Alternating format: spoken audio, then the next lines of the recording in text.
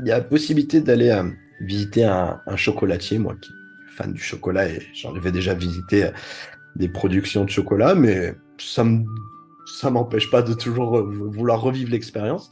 Et j'ai vu que c'était en fait au milieu d'une montagne, enfin un peu perdu, et je me suis dit ça peut être intéressant d'aller voir là-bas ce qui se passe, mais forcément, ben là il faut marcher jusque là-bas. Donc au final, pour te dire, j'ai fait 19 kilomètres dans cette journée. Non, en claquette.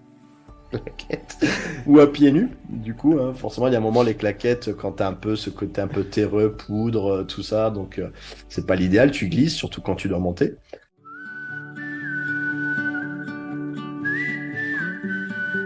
Bonjour à toutes et à tous. Bienvenue sur le podcast Loin de chez soi. Loin de chez soi, c'est le podcast consacré aux personnes qui ont décidé de vivre des aventures loin de chez eux. Qu'ils soient étrangers venus vivre en France ou français partis vivre à l'étranger, nos invités viennent vous raconter ce qui les a poussés à s'éloigner de leurs racines. Dans ce podcast, vous allez pouvoir suivre des invités récurrents comme Jimmy, parti vivre à Montréal, Teddy, un serial voyageur parti en Amérique du Sud après de nombreux voyages, et dernièrement, Loïc et sa famille qui découvrent la vie à Vancouver. Pour ces invités réguliers, je vous invite à aller écouter leurs épisodes précédents pour mieux comprendre leur parcours. Loin de chez soi tend aussi le micro à des invités ponctuels qui viennent raconter leur vision d'un nouveau pays et d'une culture différente de la leur. Découvrez un mercredi sur deux ce podcast rempli de découvertes et d'émotions très variées. Allez, faites vos valises, bouclez vos ceintures, je vous embarque dans les aventures de mes invités. Eh bien, cette semaine, on se retrouve avec Teddy. Ça faisait un petit moment qu'on s'était pas vu, Teddy. Comment tu vas? Salut Fred, c'est vrai, ça fait un petit moment, tout va bien, Ouais. tout va Et, très bien. et on a la dernière fois où on s'était parlé, c'était sur l'aventure que tu avais vécue avec Sarah au Costa Rica, un épisode assez riche qu'on avait fait avec des belles aventures, des grosses anecdotes aussi. Dans Ouais. l'épisode, on t'a perdu, puis entre deux, on t'a retrouvé. Donc ça c'était plutôt cool. Et là, cette semaine, on se retrouve pour parler de la Colombie. Alors la Colombie, on l'a décidé de le faire en deux étapes, Ouais. puisque tu as fait 2 semaines là-bas. Et il y a une semaine où tu étais tout seul, donc tu vas nous raconter un peu tes découvertes. Et puis l'autre semaine, tu n'étais pas seul, mais tu nous le raconteras dans l'épisode qui suit. Allez, Exactement. je te laisse la main pour nous parler de la Colombie. Oui, alors du coup, pour revenir du coup du Costa Rica à Colombie, parce qu'entre les deux, il y a le Panama, mais décidé en tout cas de zapper le Panama, même si Mhm. j'avais une petite curiosité, mais dans tous les cas, le Panama, il y a pas possibilité de passer par la frontière terrestre en fait entre Panama et Colombie. C'est une jungle, donc c'est soit en gros un détour en bateau ou en avion, et comme je t'ai appris un peu par le temps, et comme tu viens de le dire, j'avais un ami qui allait me rejoindre. Du coup, voilà, je me dépêche, je pars en Colombie directement. Et c'est juste pour ça, juste pour préciser pourquoi j'ai pris pour une fois là, un vol entre deux pays. Ouais. Et ma première étape en Colombie, j'avais vraiment envie de connaître Medellín. Mhm. Medellín pour toute son histoire, tristement connu aussi via Pablo Escobar, Ouais. même si j'ai pas envie, après avoir beaucoup parlé avec les gens là-bas, de résumer Medellín à Pablo Escobar, mais ça fait partie de l'histoire. Mais j'avais cette curiosité, j'avais entendu, voilà, c'est une ville un peu très populaire, très intéressante à voir parce que c'est un peu dans le creux de montagne. Je suis arrivé à Medellín avec voilà un peu cette envie de découvrir un peu la ville un peu en profondeur. Et, et donc déjà, première image pour moi de Medellín, c'est j'arrive à l'aéroport et après en fait il y a un bus qui descend. L'aéroport il est un peu dans la hauteur en dehors de la ville et tu as un bus qui descend en fait tout le long jusque la ville. Et là tu as une vue incroyable en fait sur la ville et tu te rends compte que oui c'est tous des quartiers construits en fait sur les flancs un peu de montagne. Donc enfin il y a une image vraiment impressionnante qui se dégage de la ville. Et là arrivé dans le centre.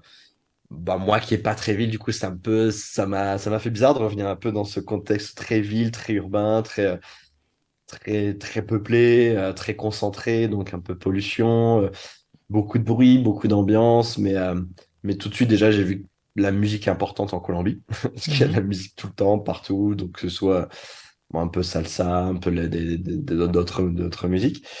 Et en fait, donc je suis allé dans une auberge, hein, comme d'habitude, Mhm. dortoir, tout ça. Et j'avais déjà réservé un tour. Là, ça me tenait à cœur vraiment de faire un tour pour connaître un peu justement l'histoire. Donc, je m'étais penché sur, bon, bien sûr, il y a une histoire plus importante en Colombie, hein, que l'époque préhispanique, tout ça. Mais j'avais vraiment envie de me concentrer sur, en tout cas, sur l'époque un peu narcotrafiquant autour de Pablo Escobar pour connaître l'impact, en fait, qu'il y a eu un peu dans cette ville. Donc j'ai fait un tour avec un guide. J'étais tout seul avec un guide qui m'a expliqué un peu tout ça. Et bon, c'était un peu, voilà, tu fais un tour, t'es un peu mitigé, il y a du bon, il y a du très mauvais, mais je trouvais ça intéressant parce que ça t'explique un peu le climat qui est un peu dans la ville maintenant et puis le contexte un peu, voilà, sociopolitique, comme j'avais parlé déjà dans des épisodes présents. J'aime bien toujours connaître un peu, Ouais. comprendre un peu l'état d'âme des gens maintenant et, et je trouvais ça vraiment chouette de le faire.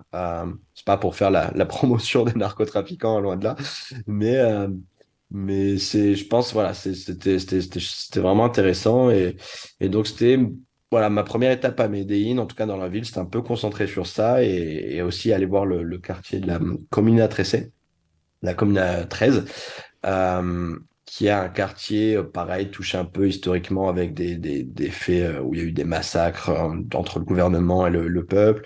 Et c'est maintenant un quartier, en fait, très artistique et que je recommande vraiment. C'est un vraiment chouette quartier. Il y a beaucoup d'art de rue, donc soit dans du graffiti, de la danse, du rap. Enfin, il y a, voilà, les gens, en fait, les locaux s'expriment et expriment l'histoire et le passé via l'art. Et du coup, c'est passé d'un quartier des plus dangereux d'Amérique latine, et des plus pauvres, à un quartier un peu, bah, du coup, touristique, mais du touriste, on va dire, un peu fait par la communauté locale, en fait, organisé autour de la communauté locale et qui explique justement l'histoire en s'exprimant via l'art. Et je trouvais ça vraiment chouette, ce quartier. Très, très intéressant. Ce que tu veux dire, c'est du tourisme, c'est pas du tourisme de masse, c'est du tourisme créé par justement par les locaux, pour des gens vraiment avertis ou curieux de mieux comprendre. Bah, c'est-à-dire il y a quand même forcément, c'est devenu un endroit très touristique parce qu'à Ouais. Medellín, t'as pas non plus mille choses à faire dans la ville de Mhm. Medellín. Donc, et comme c'est un quartier très populaire et très, ben, du coup, engagé artistiquement, Mhm. et ça te permet en fait de découvrir l'histoire et des choses vraiment horribles, mais de façon un peu, ben, tu vois, les gens sourient, les gens dansent, les gens s'expriment par là et du coup, je trouve ça super chouette et ils s'organisent entre eux, ils font des petits musées locaux dans leur maison pour t'expliquer un peu, bon, l'histoire très Mhm. triste, mais je trouvais ça vraiment chouette ce quartier et du coup, je l'ai fait en fait dans le tour avec le guide que j'avais qui m'a expliqué bon, l'histoire de Pablo Escobar et on a terminé dans ce quartier qui n'était pas lié à l'histoire de Pablo Escobar, mais ça faisait partie du tour en tout cas et c'était vraiment, vraiment chouette. Et, donc c'était voilà ma petite partie, on va dire, urbaine de mon périple en Colombie. En tout cas, ça a commencé par Medellín. Et j'ai une question qui me vient par rapport à ce que tu disais quand tu arrives dans la ville et la musique et autres. Pour ceux qui ont écouté, si c'est pas le cas, il faudra revenir un petit peu en arrière. Mais ton arrivée au Chili, tu compares ça comment? Parce que je me souviens que dans tes mots, il y avait des phrases autour de la musique, autour de l'ambiance. Ouais. Est-ce que il y a une comparaison? Est-ce que justement, tu as préféré le Chili? Enfin, c'est quoi un peu Bah, l'écart entre les deux? dire mes préférences, forcément, moi, j'aurais toujours le Chili un peu dans le cœur, Dans le cœur, puisque je suis resté quasiment un an là-bas. bien Mais sûr. La Colombie en termes de vie dans la rue, c'est quand même, ouais, c'est plus fort. Enfin, Ouais. après, forcément, toute grande ville d'Amérique latine, il y aura toujours beaucoup de musique, beaucoup de bruit, beaucoup de mouvement. Mais la Colombie, déjà, c'est quand même plus pauvre. Mhm. Et du coup, tu as l'impression qu'il y a encore plus de mouvements dans la rue, tous des marchands de rue, à chaque coin, il y en a un qui va vendre des mangues et du coup, ils ont toujours un microphone. Donc, pour mettre en avant son petit chariot.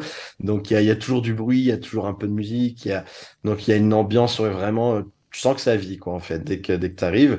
Et moi qui est pas très vite, donc parfois tu peux te sentir un peu étouffé en fait par cette ambiance, tu vois. Et- mais euh, mais c'est pas, enfin tu sens enfin je sais pas, j'aime bien ce côté très vivant en fait. Et Ouais. c'est ce qu'il y avait au Mexique aussi que j'ai trouvé au Mexique.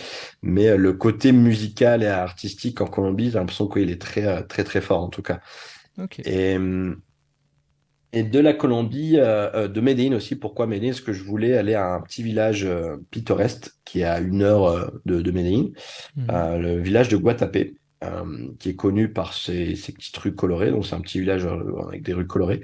Et à 2-3 kilomètres de Guatapé, en fait, il y a un monolithe. Donc c'est un des plus grands anciens monolithes du monde. Donc j'en avais déjà parlé d'un monolithe à côté de Querétaro Mhm. dans mon périple au Mexique. Et là, je suis allé à Guatapé, donc en bus.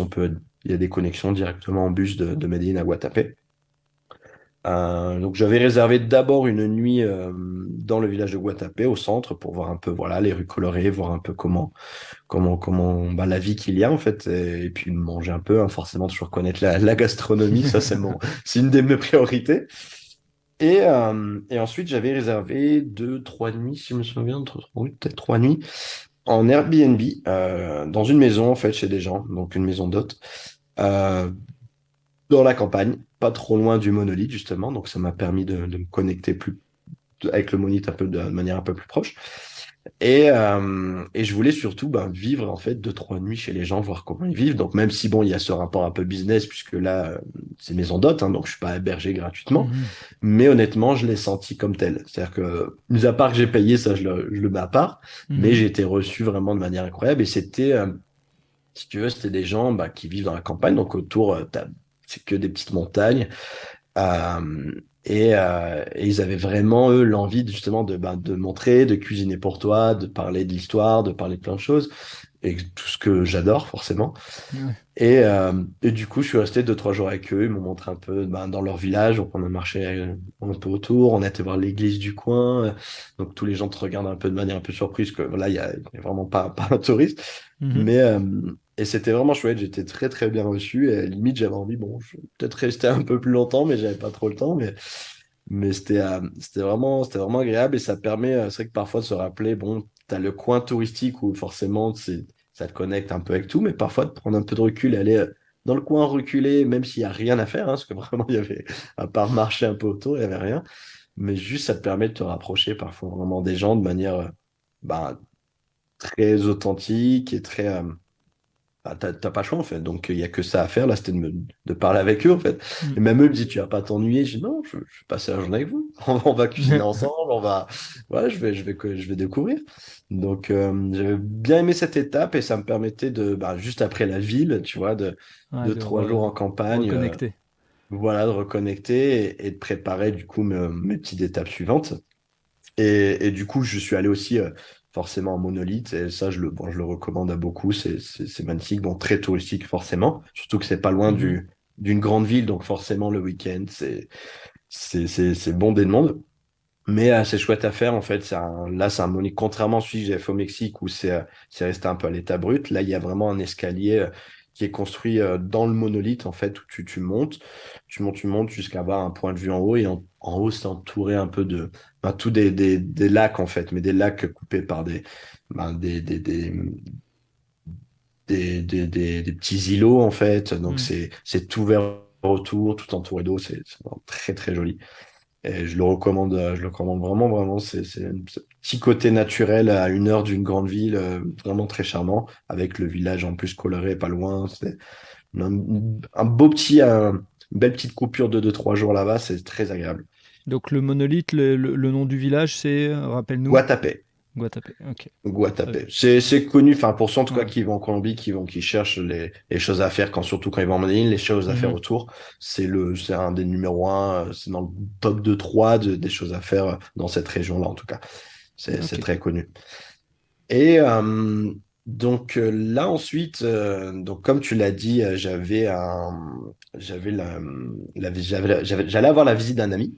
Mhm. Donc j'avais qu'une semaine entre guillemets pour moi en Colombie avant de recevoir un ami espagnol qui était mon coloc en Irlande.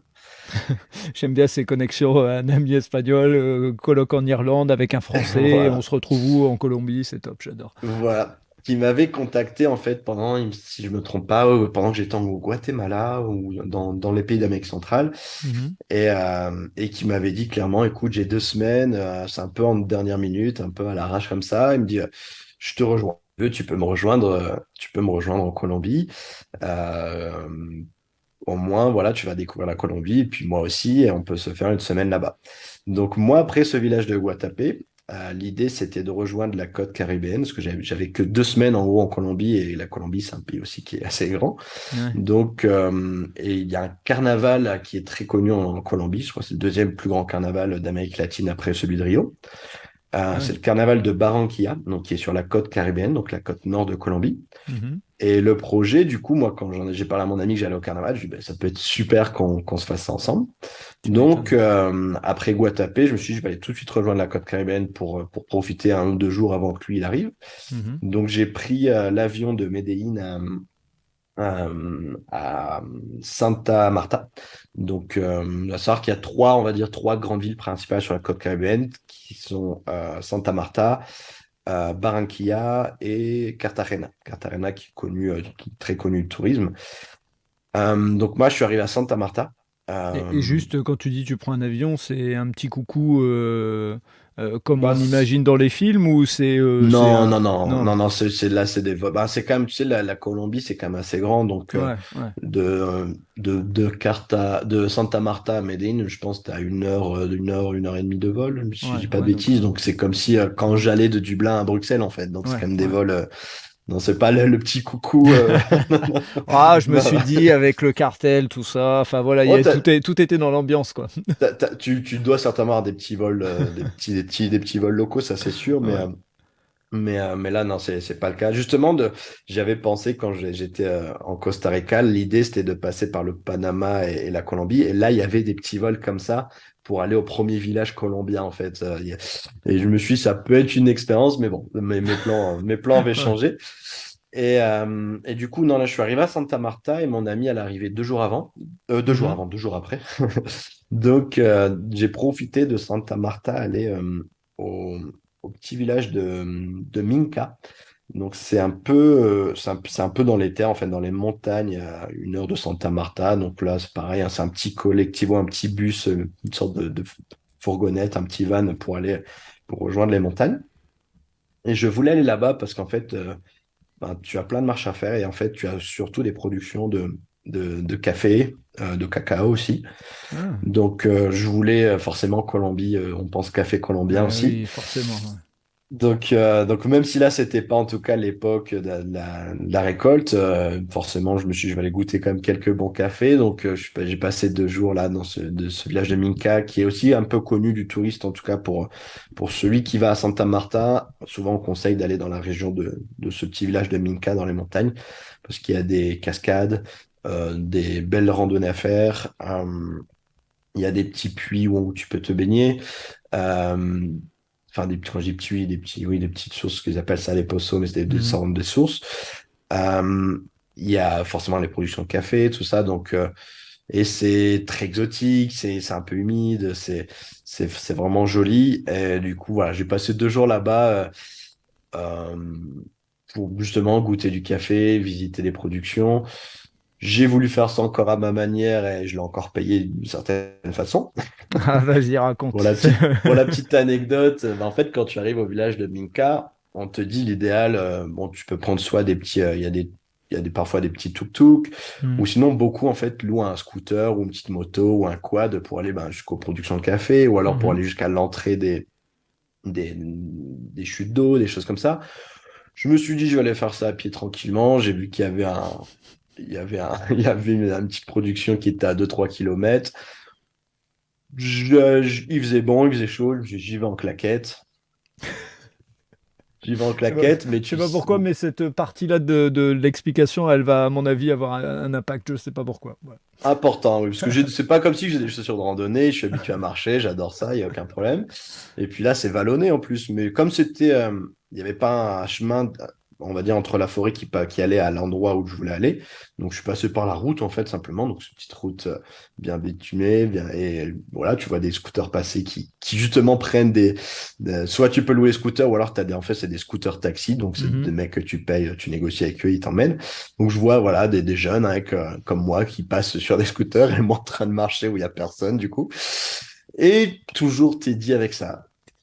sa soif d'aller un peu plus loin, de connaître un peu plus loin. Donc d'un point, ça m'a emmené à un autre, ça m'a emmené à un autre. J'ai continué à marcher en fait d'un point à un autre.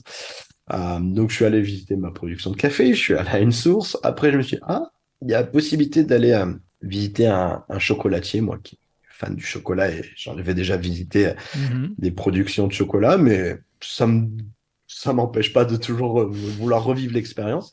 Et j'ai vu que c'était en fait au milieu d'une montagne, enfin un peu perdu. Et je me suis dit, ça peut être intéressant d'aller voir là-bas ce qui se passe. Mais forcément, ben là, il faut marcher jusque là-bas. Donc au final, pour te dire, j'ai fait 19 kilomètres dans cette journée, Non, en claquette. claquettes, ou à pieds nus. Du coup, hein, forcément, il y a un moment, les claquettes, quand tu as un peu ce côté un peu terreux, poudre, tout ça, donc c'est pas l'idéal, tu glisses, surtout quand tu dois monter. Donc, bon, j'étais à pieds nus voilà, dans une sorte de, on va dire, c'est pas vraiment jungle, mais en tout cas, voilà, il y a des petites bêtes, il y a plein de choses, donc, et puis il fait chaud, et donc voilà, je me suis embarqué là-dedans, et quand je suis rentré au soir à l'auberge, enfin, même pas l'auberge, que du coup, j'ai même pas, j'avais juste passé une nuit là-bas, et en fait, ça, c'était le lendemain, donc je repartais le soir même, en fait, à la ville à la ville de Santa Marta. Donc, du coup, j'ai fait ces 17 kilomètres, 17-18 kilomètres, quelque chose comme ça. Et quand je suis arrivé au soir à l'auberge à Santa Marta, donc après avoir repris le bus, crois-moi que j'ai bien dormi, hein. J'ai- Je veux bien imaginer. En plus, j'imagine que quand tu marches pieds nus, tu es tout le temps hyper vigilant sur savoir où tu mets les pieds quand même parce Bah, que. c'est ça, ouais, parce Ouais. que tu pars des petites bestioles, quoi. Mm, mm. Mais c'est génial parce qu'en fait, là, j'étais vraiment au cœur des montagnes. Enfin, au cœur, voilà, de cette nature, et tu vois des gens qui habitent là, au milieu de tout ça, et tu vois des enfants qui sont là, qui vivent là, tu te dis, mais le chemin qu'ils ont à faire pour aller à l'école, enfin, Ouais. c'est fou. Est-ce que tu passes, enfin, c'est pas comme si tu as vraiment une route, quoi, tu as juste un petit sentier de randonnée, et puis, passe là, et parfois, tu passes même du coup, tu as un petit, on va dire, un petit tempo, tu passes, le chemin, il est fait bah, tu passes dans la maison en fait de quelqu'un, enfin dans son jardin. Donc il y a un petit portillon, il te dit voilà, laisse une petite pièce, ou alors si le bonhomme il a l'extérieur, ben, il te dit tu me donnes une petite pièce. Mais Excellent. je trouvais ça génial, ouais, je trouvais ça génial. Et il Et faut que tu me dises, moi, faut que tu me dises, parce que tu as dit que tu aimais le chocolat, mais j'en suis un bon aussi. Tu as été goûté dans une production, parce que tu avais déjà au Mexique, hein, je pense, tu étais ouais, passé devant des jeunes. j'avais fait ça au Mexique, j'avais fait Ouais. ça au Guatemala et au Hmm. Nicaragua. Ok. Je Ouais. me fatigue jamais de goûter Ouais, je le comprends, chocolat. je comprends. Et là, c'était intéressant parce que c'était vraiment une petite production très locale. Enfin, c'était Mhm. pas pour exporter. C'est du produit qu'ils vendent peut-être juste dans le petit village à Minca. Et, euh, et ouais, c'était bon, hein, forcément, hein. Ouais, Je me suis j'imagine. régalé, hein. En Ouais. même temps, tu fais un chocolat. Du coup, forcément, tu fais le gourmand parce qu'ils vendent un peu du coup un brownie, un chocolat chaud. Donc, Hmm. bon, donc t'en profites, quoi. En même Ouais. temps, t'as marché jusque-là. Et, euh, et par contre, le chemin pour redescendre, pour revenir à Minka, j'ai vu un gars qui passait en scooter et qui m'a même pas proposé, je sais même pas s'il était taxi, je l'ai arrêté, je lui ai dit, écoute, tu veux pas m'amener jusqu'au village? Parce qu'en plus, il commence à se faire tard et je savais pas jusqu'à quelle heure ils Ouais. avaient les vannes pour rentrer à Santa Marta. Et du coup, il m'a dit, oui, bah écoute, je te prends. Et là, c'était chouette parce qu'il m'a pris sur sa petite moto, donc c'est même pas une route, hein, c'est vraiment un sentier entre Ouais. pierres, tout ça. Et t'as le soleil qui se couche un peu, donc t'as la vue de montagne, le soleil, t'as l'arrière d'une moto de quelqu'un que tu connais pas. Et au milieu voilà, au milieu de la nature. Et là, c'était une belle image, en fait. Il y avait ce mélange de couleurs, de montagne, du soleil, c'est très joli. Et, et arrivé à Minka, j'ai pas regretté d'avoir pris cette moto parce qu'en fait, j'ai pris le dernier van pour rentrer à la ville. Waouh. Donc voilà, ouais, c'était une belle petite étape à Minka. Je recommande aussi, c'est très, très, très charmant. Bon, c'est très campagne, très tout ça, mais ça permet de voir un côté un peu plus profond de la Colombie et c'est vraiment chouette. Et puis Et t'avais dépensé ton énergie avant d'accueillir ton pote. c'est ça, bah, je savais Ouais, qu'avec lui, on n'aurait pas le temps de faire cette étape. ouais, ouais. Donc je me suis dit, voilà, je voulais vraiment le faire. Et donc là, je suis retourné du coup à Santa Marta, donc en partant de Minka. Où le lendemain, j'allais du coup recevoir mon ami. Oui.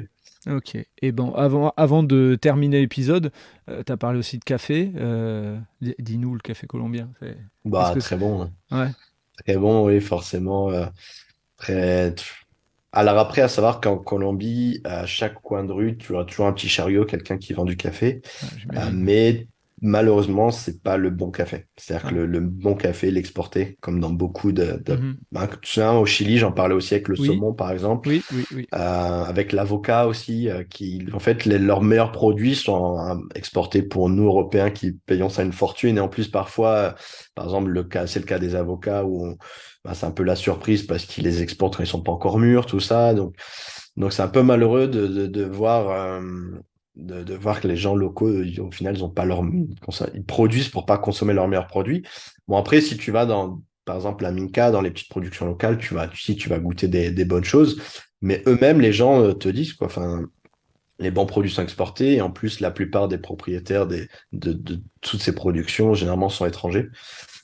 Beaucoup Mhm. d'Allemands, on m'a dit, des Britanniques, Américains, quelques Français parfois aussi. Et Mhm.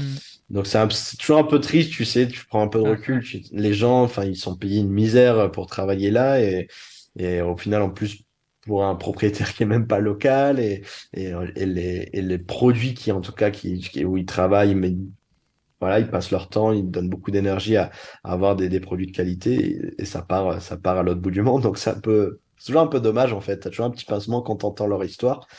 Tu dis, c'est quand même, il y a quand même quelque chose qui est un peu mal fait dans ce monde parfois. Ouais. Mais en tout cas, oui, j'ai quand même goûté ouais, quelques bons cafés. Quand tu as l'odeur dans la rue, un peu du café aussi, c'est toujours agréable. Mais ouais, il y a toujours du pour et du contre à ces Ouais, choses-là, tu ouais, je vois. comprends. Je comprends, ouais, c'est... Et quand tu le vis encore plus et que tu partages avec les gens locaux, c'est que tu te dis, ouais, il y a un truc qui va pas, quoi.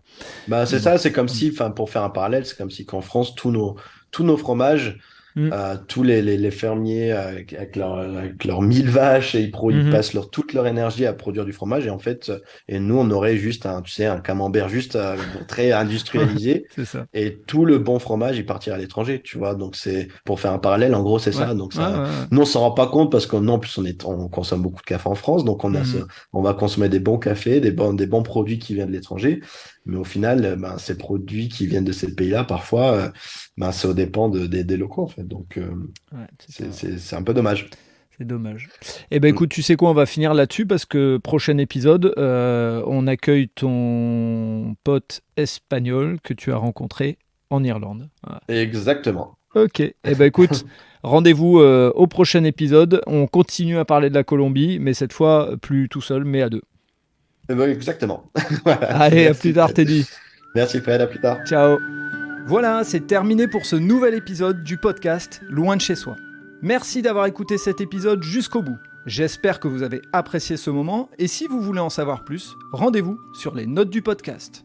Si vous avez aimé cet épisode, n'hésitez pas à en parler autour de vous pour donner encore plus de lumière aux aventures des invités. Si vous avez envie de suivre Loin de chez soi, abonnez-vous et évaluez le podcast sur Spotify et Apple Podcasts notamment ou sur votre plateforme d'écoute préférée. Si vous voulez faire avancer mon travail, laissez un commentaire sur Apple Podcast, ça aide à faire connaître le podcast. Pour ceux qui ne le savent pas, j'ai aussi un autre podcast, Allez Vas-y, qui met en avant les personnes qui passent à l'action, les entrepreneurs et entrepreneureux, les sportifs et sportives, ou les bénévoles sont mis à l'honneur. Il est disponible sur Apple Podcasts, Spotify, Deezer et toutes les autres plateformes d'écoute. Pour Loin de chez soi, je vous donne rendez-vous mercredi dans 2 semaines. En attendant, vous pouvez aller écouter d'anciens épisodes de ce podcast ou de celui d'Allez Vas-y. D'ici là, portez-vous bien.